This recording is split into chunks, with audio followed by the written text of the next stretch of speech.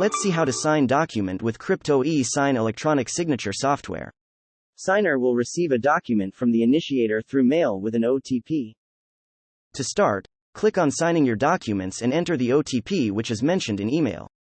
CryptoESIGN will take you to the document where signature has to be done. To sign the document electronically, click on Next. Select the signature type of your choice from the 3 formats: freehand style signature or upload a handwritten signature or choose a font, and click on Setup and Sign.